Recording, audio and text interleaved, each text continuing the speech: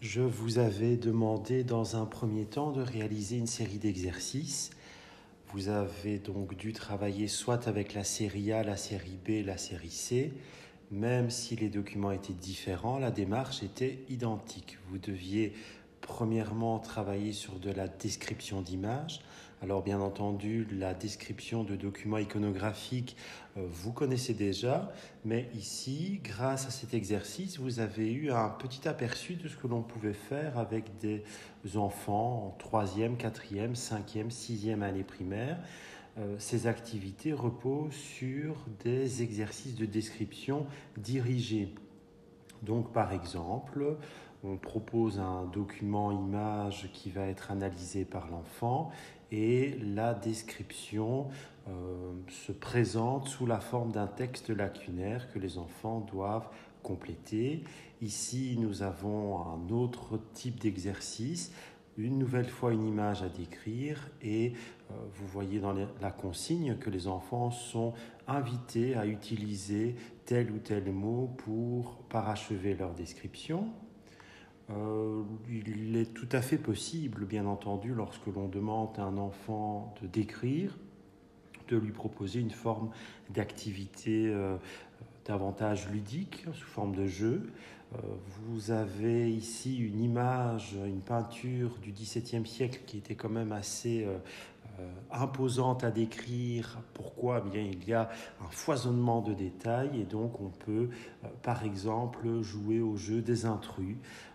Vous avez donc ici 6 détails, mais parmi ces 6 détails, il n'y en a que 3 qui appartiennent à la peinture que l'on demande de décrire. Et ce petit jeu, cette petite activité va permettre aux enfants aussi de cibler des détails de cette image qui reste très complexe à analyser, à décrire. Vous pouvez aussi travailler avec les enfants la compétence d'écrire un document image en posant des questions, autrement dit en orientant, en ciblant les éléments de l'image que les enfants doivent décrire. C'est l'exemple que vous avez ici à l'écran. Donc on pose toute une série de questions aux enfants pour qu'ils puissent décrire cette reconstitution.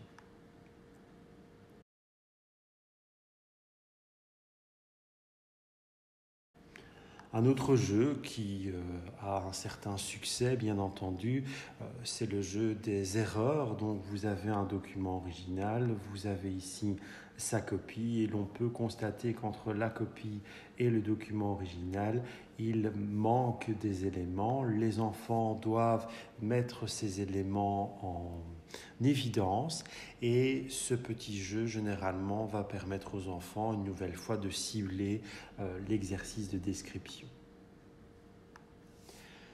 Que vous ayez eu la série A, la série B ou la série C, ensuite vous deviez remplir une deuxième étape. Cette deuxième étape, elle vous suggérait de replacer ces 5 documents images dans l'ordre chronologique. Et ensuite, si vous voulez, une troisième et dernière étape consistait à vérifier votre classement chronologique hypothétique à travers des textes. Donc, il suffisait d'associer à l'une des 5 images décrites le bon texte. Et dans le texte, vous retrouviez des informations liées au siècle, aux dates et aux époques. Cela vous permettait de vérifier votre classement de la deuxième étape. Je ferme cette parenthèse, cette présentation méthodologique.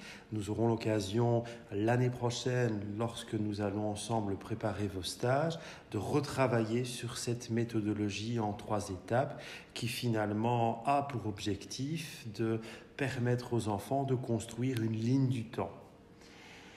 Si vous avez réalisé cet exercice en 3 étapes, vous êtes vraisemblablement parvenu à cette ligne du temps. Vous avez donc pu replacer par vous-même dans l'ordre chronologique les 5 grandes époques qui constituent la frise chronologique, qui constituent la ligne du temps. Vous avez premièrement la préhistoire, l'Antiquité, le Moyen-Âge, les temps modernes et l'époque contemporaine. L'époque contemporaine que nous avons déjà étudiée lors du premier quadrimestre, notamment grâce à notre parcours de grands événements qui ont rythmé l'histoire du royaume de Belgique.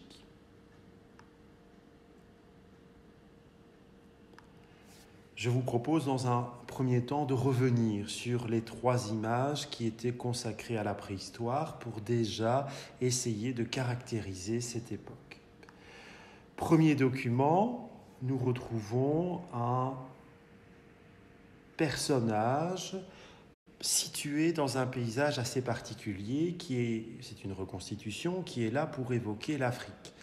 Retenez cette première information, les premières formes d'hommes préhistoriques, les premiers hommes de l'histoire de l'humanité, nous les retrouvons en Afrique. Et donc, à ce titre, l'Afrique peut être réellement considérée comme le berceau de l'humanité. Sur cette reconstitution, ce personnage peut être identifié comme Homo habilis. C'est le premier grand type d'homme connu. Cet Homo habilis, il va être le premier homme à utiliser la pierre comme outil.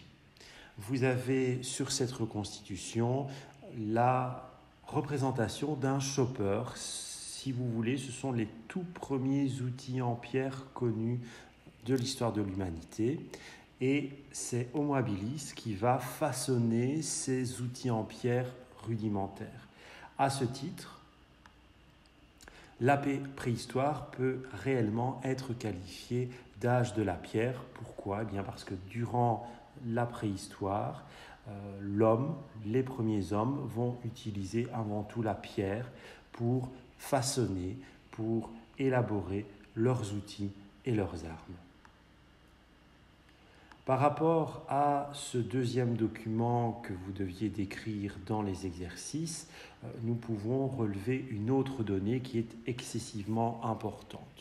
Au XIXe siècle, nous en reparlerons prochainement, les premières grandes études scientifiques vont notamment s'intéresser aux hommes préhistoriques. Et au XIXe siècle, on n'hésite pas à qualifier les hommes préhistoriques d'hommes des cavernes, pensant que les grottes, les cavernes étaient réellement les lieux d'habitat de ces premiers hommes.